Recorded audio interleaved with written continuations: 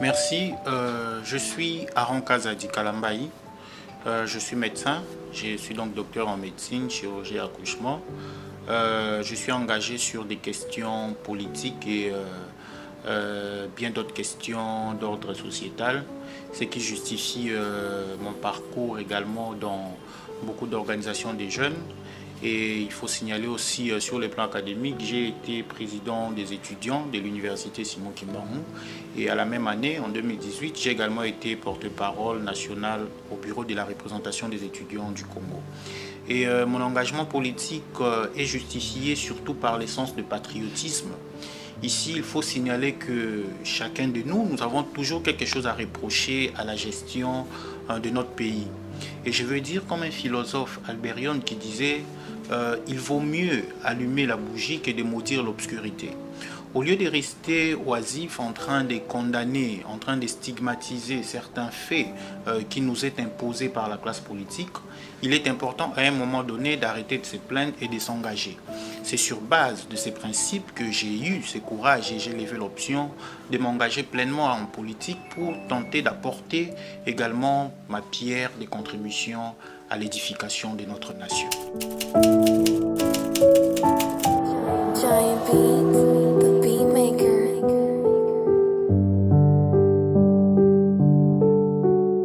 Déjà, le député national, dans son rôle traditionnel, il lui revient cette compétence de légiférer, n'est-ce pas, de faire des lois, mais aussi et surtout de contrôler l'exécutif national.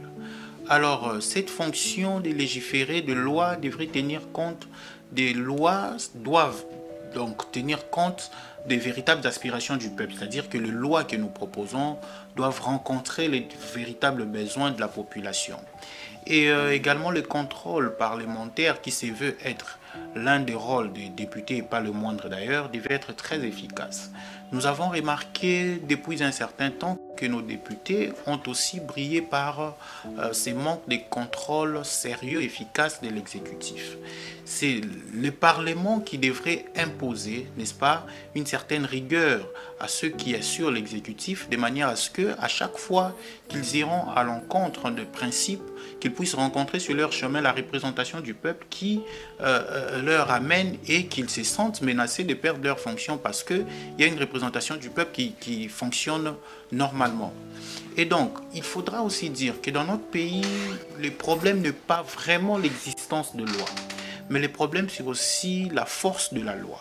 Il y a plusieurs lois qui existent, nous avons plusieurs domaines qui sont régis par la loi, mais qui ne sont tout simplement pas respectés.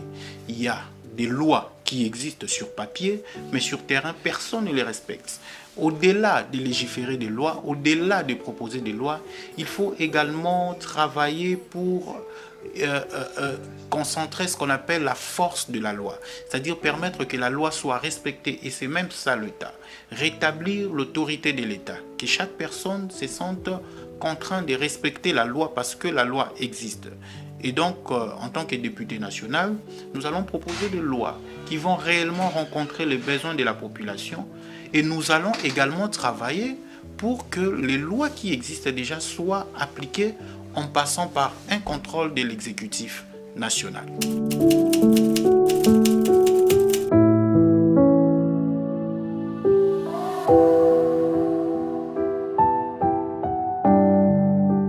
Déjà, il faut dire que les problématiques dans la ville de Kinshasa et en République démocratique du Congo sont presque les mêmes.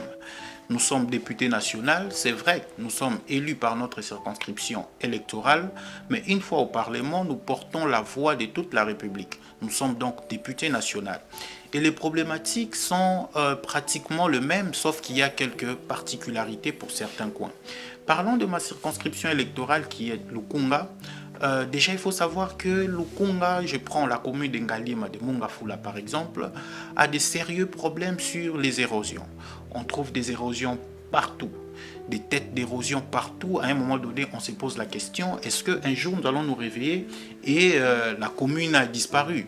Parce qu'il y a des têtes d'érosion partout. Et cela passe aussi par l'absence de l'urbanisme, l'absence d'une certaine urbanisation de nos milieux. Et je crois qu'il faut également proposer des lois qui vont permettre que la ville soit très bien urbanisée.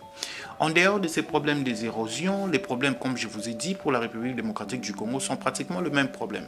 La précarité sociale qui subit notre population mérite de trouver des réponses idoines. Cette précarité sociale passe également par comment booster les jeunes entrepreneurs, par exemple, comment permettre à tout le monde de se retrouver, c'est-à-dire créer cet équilibre social au sein de la société. Si le député national est bien rémunéré, si le ministre est bien rémunéré, il faudrait que le fonctionnaire de l'État, qui sont les enseignants par exemple aussi, le médecin, les infirmiers, que tous puissent trouver aussi une rémunération qui leur permette de nouer les deux bouts du mois. Et donc, nous allons tenter de répondre à ces différentes préoccupations, à ces différents problèmes que connaît la République démocratique du Congo et avec un accent particulier sur les problèmes particuliers de notre circonscription électorale qui est le Congo.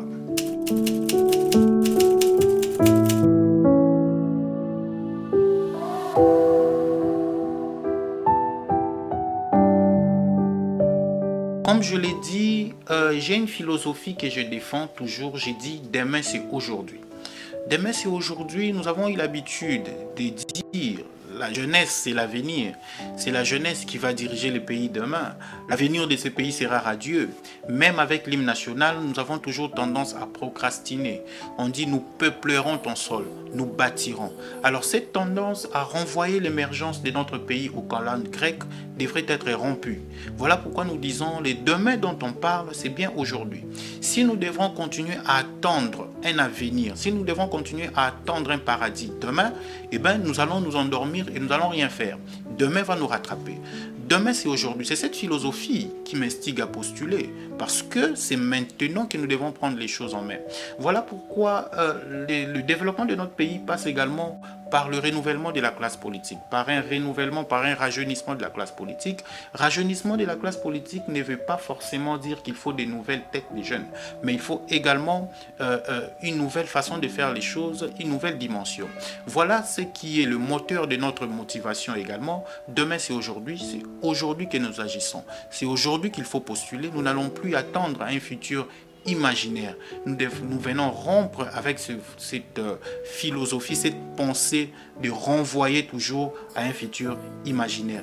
C'est aujourd'hui que la jeunesse doit prendre les choses en main parce que l'avenir de ce pays est radieux et cet avenir doit se préparer maintenant. C'est maintenant que nous devons nous engager. Au lieu de donner des leçons tout le temps aux politiques, au lieu de donner des leçons tout le temps aux gens, au lieu de se plaindre tout le temps, au lieu de stigmatiser les faits tout le temps, dire qu'on n'est pas bien géré, dire qu'il y a ceci, il y a cela, nous devons nous engager aujourd'hui. Nous qui avons la possibilité de nous engager, nous devons nous engager pour sauver la République démocratique du Congo.